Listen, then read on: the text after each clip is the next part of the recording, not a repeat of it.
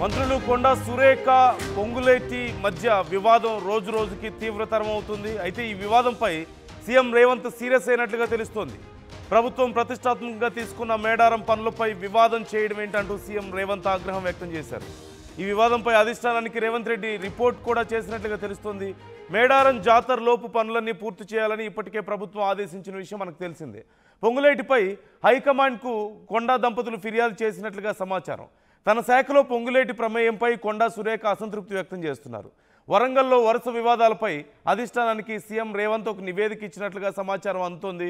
వరంగల్ విషయంలో ఎప్పటి నుంచో కొండా ఫ్యామిలీ చాలా కంప్లైంట్స్ చేస్తూ వస్తున్న పరిస్థితి మనకు కనిపిస్తుంది. ముఖ్యంగా పొంగులేటి విషయంలో ఈ మధ్య వరుసగా కంప్లైంట్స్ వస్తూనే ఉన్నాయి. పొంగులేటి డామినేట్ చేస్తున్నారని, అక్కడ తమ నియోజకవర్గాల్లో కూడా లేదంటే తమ శాఖల్లో కూడా పొంగులేటి ఇన్వాల్వ్మెంట్ ఎక్కువ అవుతోంది అంటూ కొండా దంపతులు చాలా సందర్భాల్లో కామెంట్స్ చేశారు.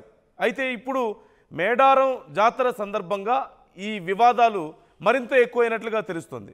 ప్రభుత్వం ఎంతో ప్రతిష్టాత్మకంగా ఈ మేడారం జాతరని నిర్వహించాలి అంటూ నిర్ణయం తీసుకుంది.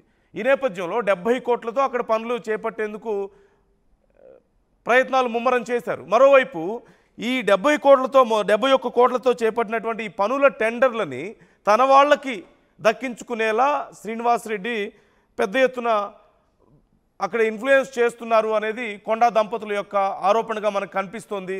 మరోవైపు తన శాఖలో తాను నిర్వహిస్తున్నటువంటి దేవాదాయ శాఖలో పొంగులేటికి ఏం పని అనేది కొండా దంపతులు చేస్తున్నటువంటి ప్రధానమైనటువంటి విమర్శ.